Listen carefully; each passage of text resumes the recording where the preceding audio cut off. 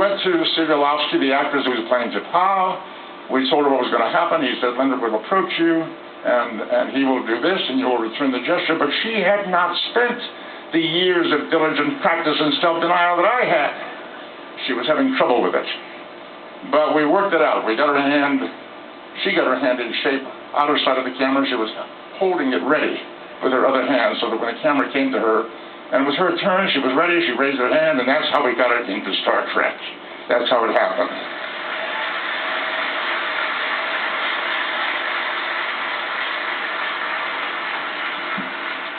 This photograph was shot that day on that set, the very first time we ever did that in Star Trek. And it immediately started to come back to me out on the street. Truck drivers, police people, kids on the street giving me this.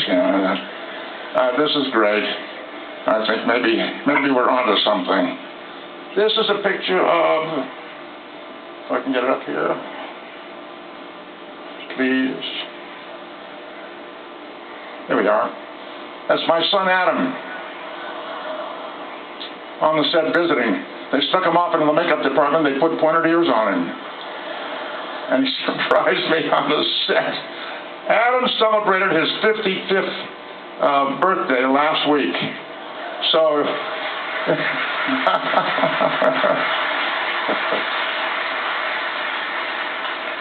he's a wonderful teacher of actors and directors in Los Angeles now. Great guy, and with a couple of wonderful children. We're very proud of Adam. A few months after this show went on the air, I started getting an awful lot of fan mail, which I enjoyed, but it became questionable as to how to deal with it. It became rather expensive, actually, to provide all the photographs and the postage and so forth. And I got a notice from the management. They had offered to give me a little money to pay for some of this fan mail stuff. So I got this memo. Dear Leonard, for the past several weeks, I've been consulted with respect to the operation in regard to your personally handling your fan mail. I have iterated myself many times with regard to the agreement that I made with respect to our obligation to you in this connection. For purposes of clarification to you and others, I would like to iterate the agreement that was made. Desilu, which was the company that was producing Star Trek, Desilu, in addition to your compensation, agrees to pay you $100 toward your secretary and equipment needs for your personally handling the fan mail. It is not intended, nor was it specifically agreed, that we would furnish you with pens, pencils, etc., which we assumed you would furnish yourself. So I sent a memo the next day. Thank you very much for taking the time to send me a memo clarifying our agreement. I hasten to assure you we will no longer need to make requests in this area for some time, since my secretary and I have gone to various offices around the studio and managed to steal all the pens and pencils we need.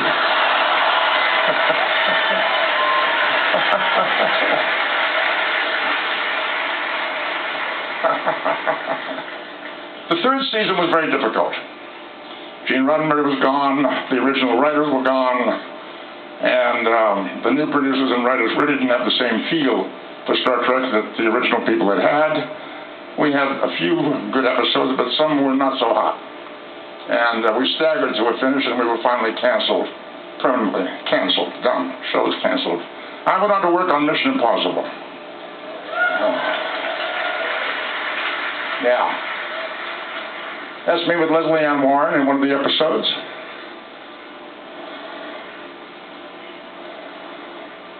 Yeah, this was an episode called The Falcon. And I did it for 2 seasons. And I enjoyed it. But then after 2 years, frankly, I thought I'd had enough of it. And I asked to be released from my contract. And they let me go. One of the problems for me in Mission Impossible was the character I was playing had no internal life. Spock certainly did, and it was interesting to play, and it was interesting to experience what Spock was going through. Paris, the character I was playing in Mission Impossible, didn't go through anything. And he just put on disguises, and he was somebody else all the time. So I got kind of bored with that, and I left the show. And because I had loved photography ever since I was a child, I decided if I was ever going to make a change in careers, now was the time to do it. And I went back to school. I went to UCLA to study photography and took some very exciting courses there and began to work making pictures. And by the way, somebody asked me last night if my images, my prints of my pictures are available. The answer is yes. LeonardNimoyPhotography.com will give you whatever information you need. Here we see an example of the kind of photography I was doing in the early 70s. This is a picture of my parents. And this is a self-portrait that I did of myself more recently. This is now in the permanent collection of the Los Angeles County Museum. And I'm in a number of museums around the country. In those years, in the early years, I was carrying cameras and shooting various kinds of images. I'm having trouble saying, there I am. Okay. I went to Spain to act in a movie called Tatlo with Yul Brynner. That's me playing a very, very bad guy who you wouldn't want to hang out with. And this is me with Sam Wanamaker, the director, a wonderful guy, and a very good director on the set of Tatlo in Spain. I was carrying cameras in Spain, and I shot this at one of the local homes, residences, southern coast of Spain, Almeria. And this is a street scene that I shot in Almeria. That's the kind of work I was doing in the 70s with the camera. Also, I was doing a lot of stage work. This is me as Tedya in Fiddler on the Roof in an East Coast tour.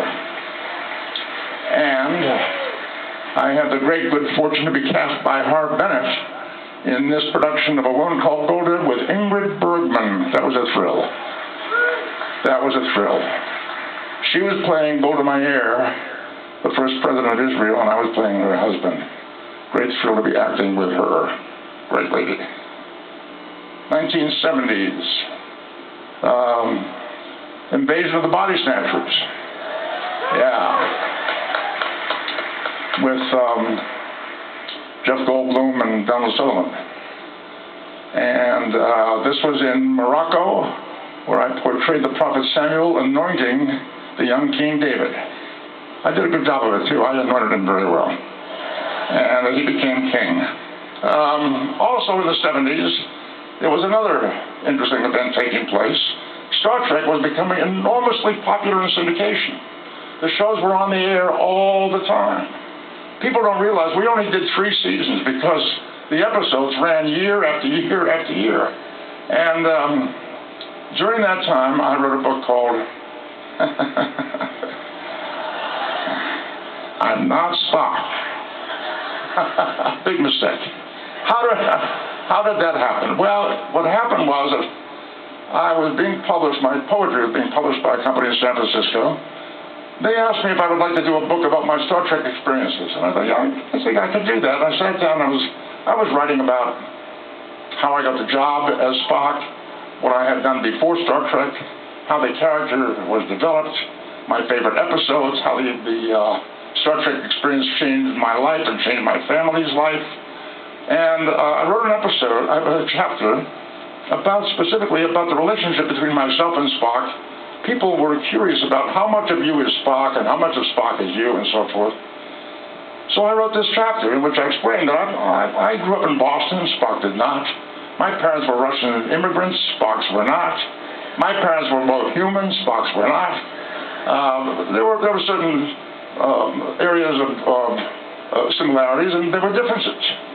And I called the chapter, I Am Not Spock. Well, I had this really interesting experience in the San Francisco airport. A lady recognized me, and she had a little boy with her, about 8 or 9 years old. She marched him over in front of me, and she said, "Look who's standing right here in front of you." And he looked at me, and there was no recognition. And she said, "This is your favorite character on television. You watch him every week. This is Mr. Spock." No, he wasn't buying it. He was confused, and rightly so, because what she really meant was, this is the actor who portrays Mr. Spock. She didn't say that. She said, "This is Mr. Spock." Well, the kid is looking at me, and I don't have the haircut, I don't have the eyebrows, don't have the ears, the costume. And what would Spock be doing in the San Francisco airport? Yeah? And this was before Star Trek 4. So I found that interesting, and I call this chapter, I Am Not Spock, hoping that it would be interesting to a potential audience. I told the publisher what I had in mind, and he said, not a good idea. It's a negative title, and books with negative titles don't sell well. So, fast on my feet, I said, you gotta be strong to open this thing. I said, sure, what about Gone with the Wind? And he said, okay, it's your book. We'll call it whatever you want. We called it I'm Not Spock. This book came out right at the time Star Trek was peaking in popular culture, and there was a tremendous hunger for new Star Trek. And the legend went out that there was no more Star Trek being produced because I would not portray Spock again. It was not true at all. In fact, in the book, get it. Anybody here have a copy? Show it to all your friends, will you? In the book I said, if I could choose any character ever portrayed on television to be associated with, it would be Spock. I love the character, and I would do it again, and I did, time after time.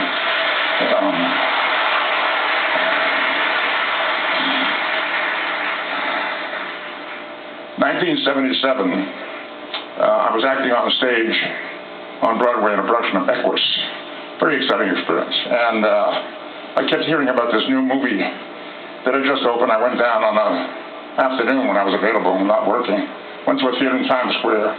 Was packed, just like this room. Packed with screaming, cheering people, watching a movie called Star Wars. And I thought, I'll be getting a call from Paramount Pictures pretty soon. Let's see what we got up next here. Okay, that's Equus. And sure enough, Paramount called, and this is what happened. Here we are.